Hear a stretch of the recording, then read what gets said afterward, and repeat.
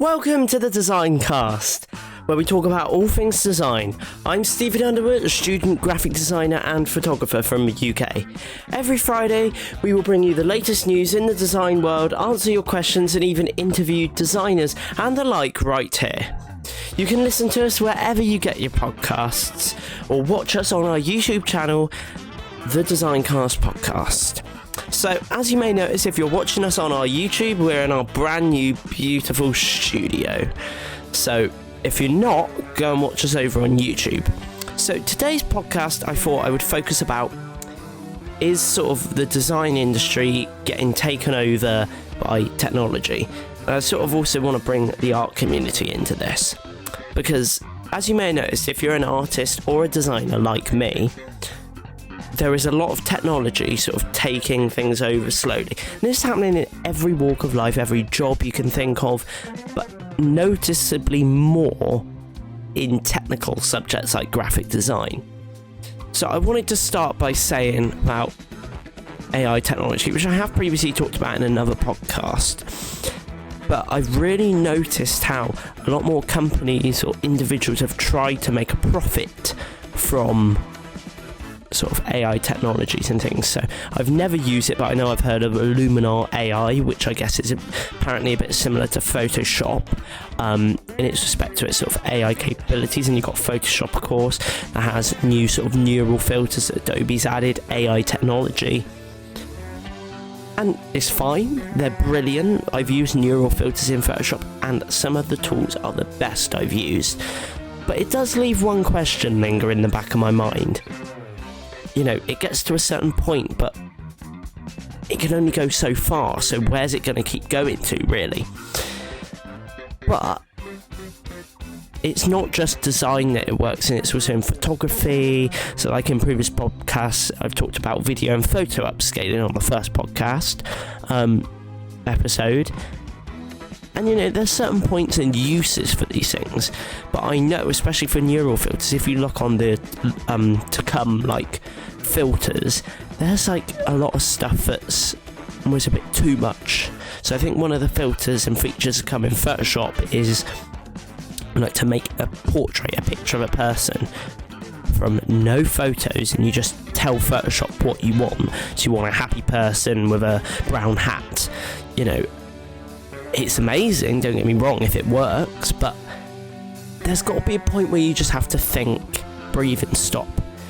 And also I think these filters and AI technology especially sort of takes away from the creativity. I think these businesses, especially individuals as freelancers, are really starting to struggle with sort of making an income, especially since the pandemic over the last couple of years. I think these designers and artists really need to just show their creativity and uniqueness without all these filters and loads of tools that get in the way. And don't get me wrong, like I've already said, some of these filters and tools are amazing, but more and more of it's creeping in. It's actually starting to worry me a bit. Like for starters, if you've not heard already, there was a new app you can get on your phone called like New Profile Pic. And it was to make beautiful profile pictures. Don't get me wrong, they look great, using AI. So AI filters to make sort of a painted portrait looking image for a profile picture. And it took over Instagram, Facebook and that. I thought there's something not quite right here. So I looked into it a bit further, and it's actually a Russian sort of tech company, I think, that obviously, as we know at the moment, there's quite a lot going on with Russia in the world. I'm not going to really go into that, but you know. But the thing is, it was apparently a Russian tech company, and they were asking for a lot of personal information and details. Now that's a little bit off topic from what I'm saying, but it does worry me how we've got these technologies and filters that can so easily just take over or change things or make people look more beautiful on social media or whatever. And I think it's just a bit too much. It's a bit like when Apple say they're bringing out the new iPhone. They've upgraded the camera by like an extra 2 megapixels every year, but it's basically the same phone with an upgraded camera and maybe a little bit of a visual upgrade on the body or the software, firmware.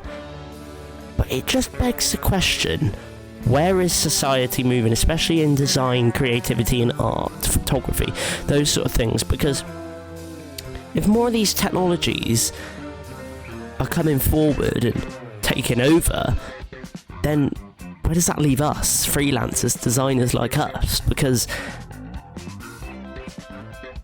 it's going to take away that uniqueness, that creativity, and then there's going to be like nothing left. Just, to be honest, I think the best way to try and get over this is by encouraging more artists and designers to make work without these filters and sort of pieces, so they can sort of do it yourself sort of feature, if you know what I mean.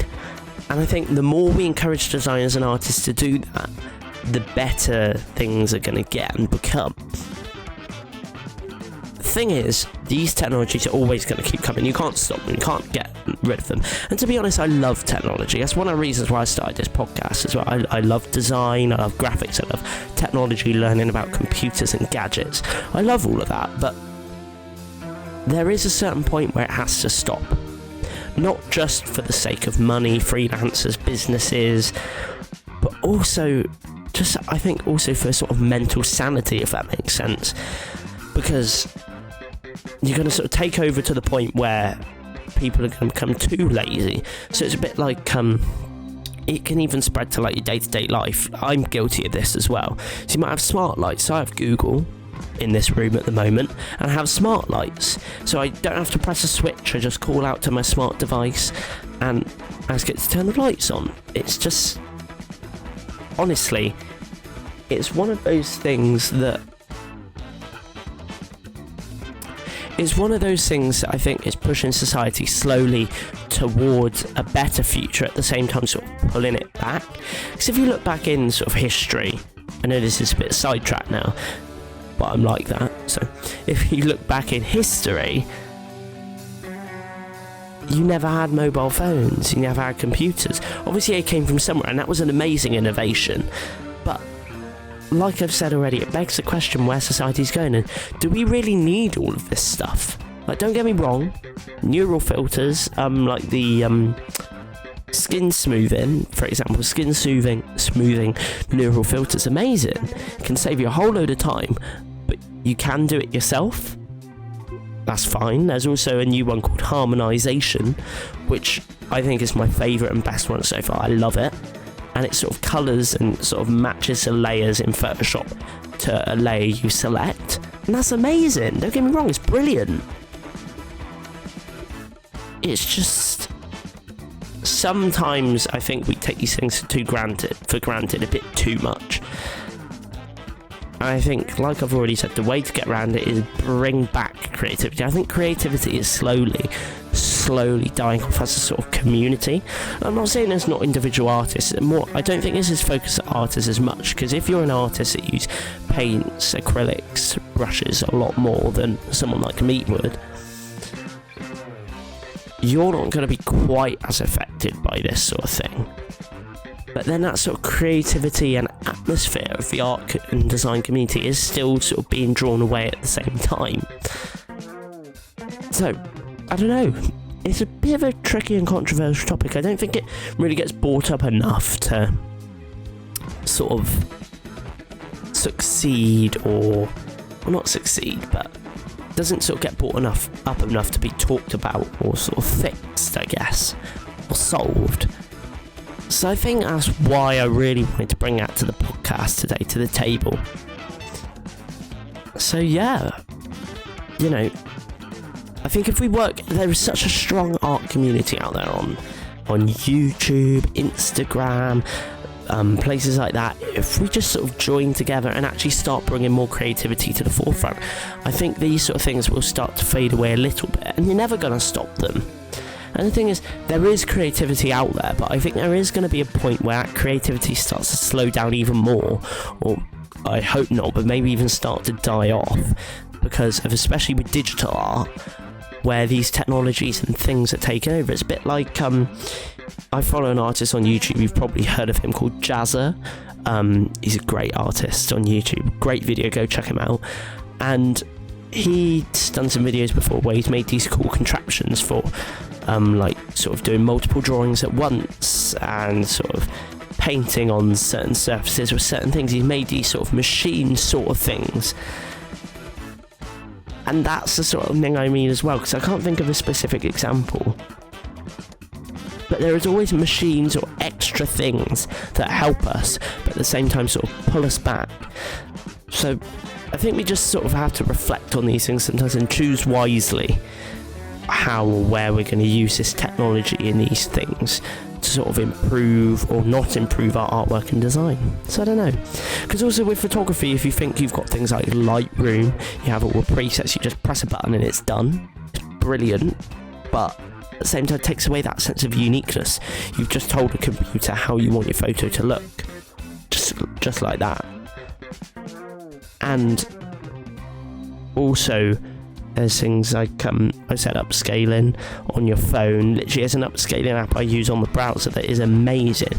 Literally, press a button, wait like 10 seconds, and it's done.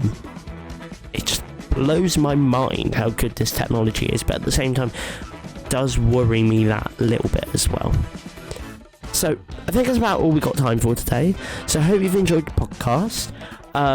So thanks for tuning in, and don't forget you can visit our website www.thedesignCastpodcast.com, and also send in your questions to be answered at thedesignCastpodcast@gmail.com. That's thedesignCastpodcast@gmail.com.